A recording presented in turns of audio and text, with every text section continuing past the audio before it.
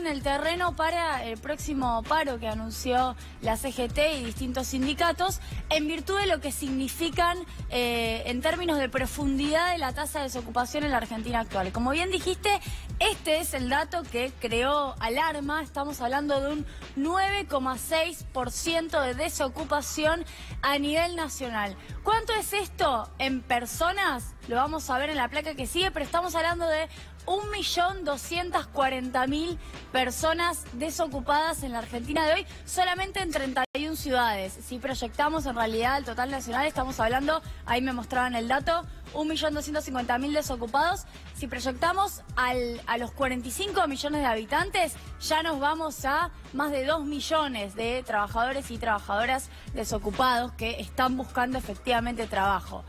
Volvamos un poco a la placa anterior porque quiero mostrarles por qué hay 116.000 nuevos desocupados y desocupadas solamente en un año, solamente desde el segundo trimestre del año pasado, es decir, desde junio del año pasado hasta junio de este año, de 2018. Bueno, por esto, Lu, porque tenemos 8,7%, fue exactamente al segundo trimestre del año pasado, segundo trimestre es abril, mayo, junio, y subió a 9,6%.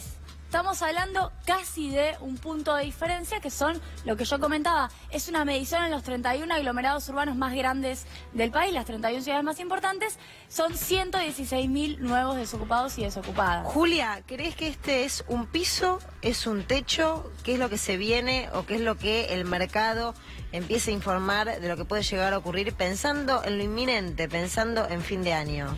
Mirá, si la corrida cambiaria no hubiera continuado, porque estos datos son a junio, también el 12,4 del Gran Buenos Aires, que es sumamente preocupante y es la tasa más alta de todos los distritos a nivel nacional.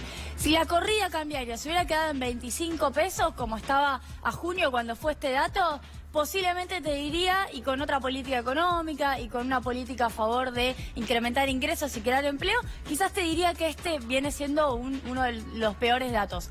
Pero viste, considerando que después de estos datos el dólar subió a 40 y en general estamos atravesando una etapa de crisis económica con pérdida de poder adquisitivo y con despidos, se anunció el día de hoy despidos en 3 grandes empresas automotrices, 5.500 trabajadores que pierden su puesto de trabajo, y el sector textil anunció anteayer 13.000 puestos de trabajo perdidos solamente en 2018. Si yo no te pusiera todo este contexto, te diría este es el peor dato, pero con este contexto estos datos van a seguir empeorando. Ahora sí, bueno, sigamos con las placas. Por último, decir que cuando miramos 3 años hacia atrás, el segundo trimestre de 2015, es decir, el dato comparable con el gobierno anterior, la tasa de desocupación era de 6,6.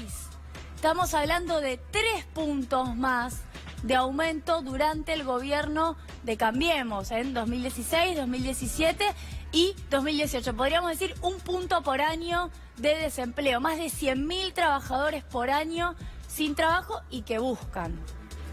Bien, estamos esperando, perfecto, esta ya la vimos. Sigamos con otra placa que me parece que es importante mirar esto. La tasa de desocupación, yo dije, es 9,6%. Ahora, ¿cómo se mide la desocupación?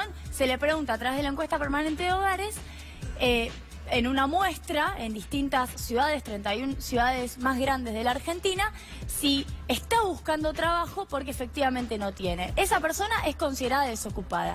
Ahora, hay otros ocupados, que fíjense que son el 16%, son más que los desocupados, que ya tienen un trabajo, que en general es un trabajo que tiene 35 horas o menos de 35 horas semanales. Es decir, no es un trabajo de 45 horas semanales que cubre una jornada de 8 horas por día, es decir, una jornada completa.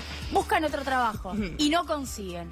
Ahí tenemos un 16%. Podemos sumar entonces un 25,6% de la población busca trabajo y no consigue. Para mí es un dato sumamente relevante. Julia, dentro de ese porcentaje se sigue manteniendo lo que vos ayer explicaste, que el sector más perjudicado son los jóvenes. ¿Es el porcentaje más elevado dentro de ese número de personas que buscan trabajo y no pueden conseguir? Efectivamente, de hecho tenemos ahora, mostremos la placa que sigue, la tasa de desocupación en jóvenes y además dividida por género, entre hombres y mujeres, que a mi criterio también muestra que efectivamente las mujeres están peor. Entre los jóvenes, voy adelantando, estamos hablando de un 20% de desocupación.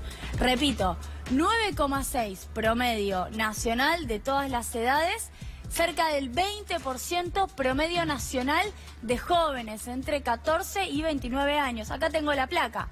Fíjate que puedo diferenciar entre varones y mujeres.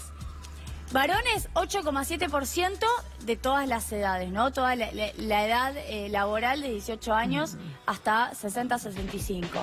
Mujeres, 10,8%. Ya vemos acá una cuestión de género relevante, 2 puntos más de desempleo en el caso de las mujeres. Y fíjate, los jóvenes, tanto varones como mujeres de 14 a 29 años. Los varones tienen una tasa de desocupación de 17,3% y las mujeres de 21,5%. Es decir, 1 de cada 5 mujeres en la Argentina actual que tiene hasta 29 años no consigue trabajo. Julia, estos son datos que no revierten tendencias, al contrario, las remarcan, porque no es novedoso la dificultad aún mayor para las mujeres para conseguir trabajo en relación a los hombres, pero veo que tampoco se achican esos porcentajes. Bien, está bueno lo que apuntas porque efectivamente lo que uno puede ver, estas brechas, digo, los porcentajes aumentaron. En esta etapa de gobierno de Cambiemos aumentaron los porcentajes. Ahora, la brecha, por ejemplo, que haya 2 puntos más de desocupación en el caso de los hombres del caso de las mujeres respecto de los hombres, es algo que se ha mantenido históricamente en los últimos 10, 15 años. Y esto tiene que ver efectivamente con una política de no contratación de mujeres en gran medida por lo que significa ser mujer, por la posibilidad de quedar embarazada, por la cantidad de licencias, por las tareas de cuidado en el hogar, de niños, de niñas, de ancianos, todo lo que significa contratar a una mujer en la sociedad actual en donde tiene a cargo el trabajo no remunerado en su hogar, mientras que contratar a un hombre en general te garantiza tener las 8 horas descubiertas porque el trabajo doméstico lo hace la mujer, ¿no? Y tengo otra pregunta, evaluando sobre todo ese porcentaje de los jóvenes, tanto en hombres como de mujeres, tan elevado de personas que buscan trabajo y que no pueden conseguir. ¿Eso impulsa, genera presión para la precarización del trabajo? ¿Genera más personas que a la larga, si este porcentaje se mantiene o aumenta, tenés más que quieren trabajar y por ende el costo va a terminar siendo inevitablemente más fácil de sostener para la empresa? Efectivamente, la desocupación es un disciplinador social. La desocupación disciplina, es decir, genera temor por salarios, por salarios a la baja y por posibilidad de perder tu trabajo. Entonces aceptás cualquier otra condición si tenés trabajo porque tenés miedo de ser parte de este ejército de desocupados. La desocupación y el empleo no registrado son disciplinadores sociales. Por ende, que crezca esto, en todo caso, genera mayor temor de los trabajadores que hoy tienen ocupación para poder incorporarse a la lucha sindical en ese caso. Quiero meterme con esta última placa en lo que es la ley de presupuesto y me meto en impuesto a las ganancias. Salimos de los desocupados y velozmente nos metemos en los ocupados, los que tienen el privilegio de tener trabajo y además de pagar ganancias. ¿Qué es lo que propone el presupuesto?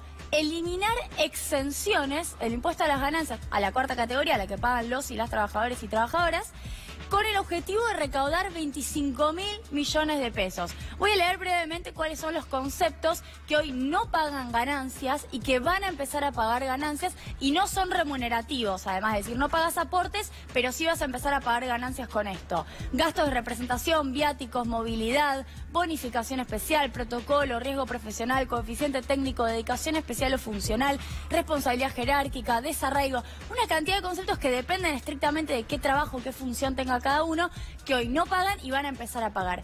¿Cuál es la discusión de fondo? Porque técnicamente cualquiera podría argumentar, bueno, sí, pero se debería contar la totalidad del salario, también los conceptos no remunerativos cuando son muy grandes. Lo que pasa es que este es un gobierno que justo asumió con otro objetivo, que era eliminar este impuesto. Y lo único que hizo fue aumentarlo. 700.000 nuevos trabajadores y trabajadoras pagan ganancias con Cambiemos. Y se ha señalado, por eso lo pongo acá abajo, que hay otras reformas para juntar plata con el mismo impuesto a las ganancias. Por ejemplo, que los jueces y las juezas paguen ganancias. Se habla de 10.000 millones de pesos que se podrían recaudar si sencillamente esa acordada, porque es una acordada de la Corte, se eliminara y pagaran ganancias. Con lo cual esto abre un debate enorme sobre por qué tienen que ser los trabajadores, en este caso registrados, los que paguen con su salario una tapa de ajuste. Julia, y tiene sentido ese número, no sé si para nosotros, pero sí está relacionado con lo que pasa en la actualidad, en el presente, porque muchas empresas utilizan, sobre todo para puestos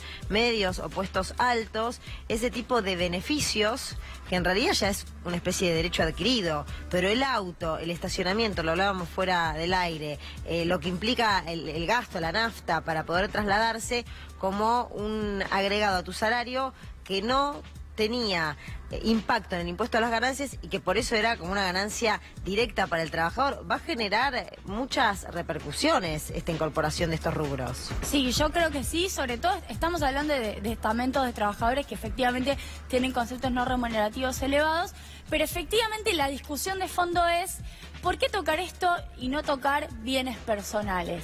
¿Por qué tocar esto y no hacer una reforma distinta en donde los que blanquearon y evadieron durante tantos años hagan sus aportes por los bienes no declarados durante mucho tiempo? Es decir, hay otras alternativas para discutir o que paguen los jueces impuestas a las ganancias. Esto puede ser técnicamente debatible. Muchos dicen que si pagan ganancias esto se tiene que aplicar. A mi criterio, siempre considerando que haya un piso de mínimo no imponible razonable, con evolución de acuerdo a las paritarias, que es lo que Cambiemos tampoco hace, que es aumentar el piso del mínimo no imponible, pero considerando eso se puede debatir. Ahora, exploremos otras posibilidades para recaudar plata para pagar esta etapa de ajuste. Arrancaste el informe con desempleo. Sobre desempleo habló en este canal el ex ministro de Trabajo, Carlos Tomado. Lo escuchamos.